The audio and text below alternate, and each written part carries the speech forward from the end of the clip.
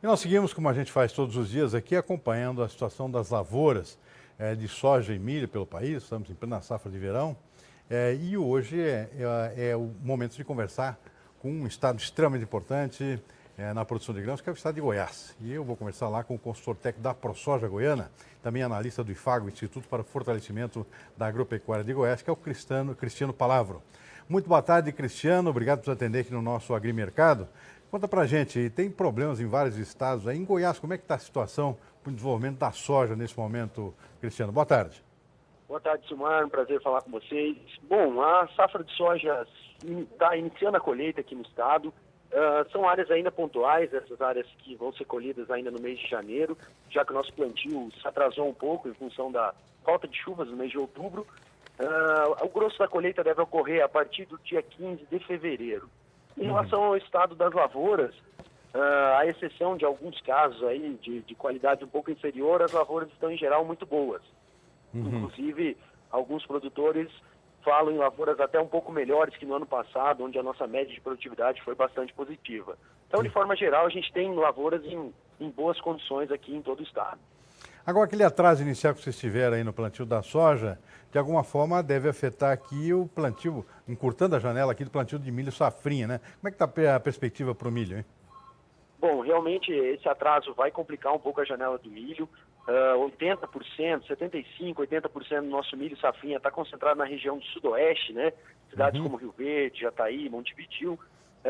Existia uma expectativa inicial de uma pequena queda na área plantada, porém, até com essa recuperação do mercado um pouco mais positivo para o milho, a gente acredita que vai diminuir principalmente o investimento na cultura do milho. Sementes, cultivares um pouco mais baratas, o produtor vai poupar um pouco nos investimentos. Porém, a gente não pode afirmar que realmente essa área plantada vai ser um pouco inferior.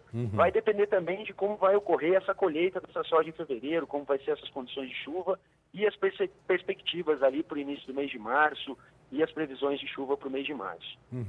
Comercialização, Cristiano, como é que anda, hein? Continua lenta como em outras partes do país, não? Sim, de certa forma sim. No caso da soja, a gente tem cerca de 30% a 35% dela já comercializada, então realmente um atraso aí em relação aos outros anos, onde esse número já passava de 40%. Os produtores aí aguardando melhorias no mercado para fazer negociações mais agressivas, né? Quanto ao milho, você tem ideia, não? O milho também, as vendas não estão muito aquecidas. A gente acredita aí num volume de cerca de 10% a 15% desse milho safrinha já travado, principalmente com trocas aí na aquisição de insumos, né? De um modo geral, Cristiano, como é que vocês estão vendo aí a perspectiva para esse ano em termos da agricultura goiana, né?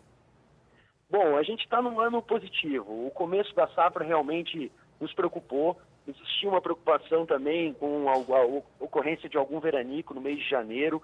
Os últimos dias foram mais secos aqui no estado, porém sem grandes prejuízos. E as chuvas, pelas previsões, devem voltar nessa semana já em bons volumes. De forma geral, as lavouras estão muito boas. Se o mercado aí colaborar, provavelmente os produtores vão conseguir oferir algum bom resultado. É um ano positivo, um segundo ano aí, o ano passado já foi bem interessante. Esse ano, apesar de uma expectativa de produção um pouco inferior ao ano passado, as lavouras estão em boas condições, sim. Ô, Cristiano, você é analista aí do IFAC, o Instituto para Fortalecimento da Agricultura aí de Goiás. Fala um pouquinho sobre o papel dessa instituição, o que vocês estão fazendo, qual é a perspectiva para esse ano? Bom, o Instituto ele foi criado numa iniciativa do Senar Goiás, da Federação da Agricultura e da própria Associação dos Produtores de Soja. O objetivo é a realização de levantamento de dados e informações econômicas sobre o setor. E esse instituto ele vai servir de base nas demandas das entidades e também para prestar informações de qualidade aos produtores. Nós conduzimos diversas demandas com o poder público, em relação a empresas, formulação de políticas tributárias, políticas fiscais. Esses dados vão ser importantes para nortear o nosso trabalho, nortear realmente para a gente desenvolver políticas e brigar por políticas que sejam interessantes para o nosso setor. Então, eu acredito que realmente a criação desse instituto em 2017, vai marcar aí um divisor de água para o Estado. A gente vê outros modelos de institutos, como o IMEA no Mato Grosso, o CEPE em São Paulo, que têm dado bons frutos aí na formulação dessas pesquisas e têm contribuído muito para o setor, e é esse o nosso objetivo.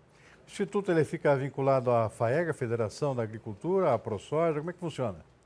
Isso, as 3 entidades fundadoras é a Federação da Agricultura, o Senar Goiás e a AproSoja. Hoje o Instituto tem sede junto à FAEG e ao Senar Goiás, então ele tem sim essa vinculação e serve como subsídio tanto para o desenvolvimento das atividades do Senar, o desenvolvimento de cursos para os produtores e para auxiliar aí nas demandas técnicas e demandas políticas aí que tanto a Federação quanto a AproSoja tem. Muito bom. Conversei com o Cristiano Palavro, ele que é analista lá, consultor técnico da AproSoja e analista do IFAGO, Instituto para o Fortalecimento da Agricultura de Goiás. Cristiano Palavro.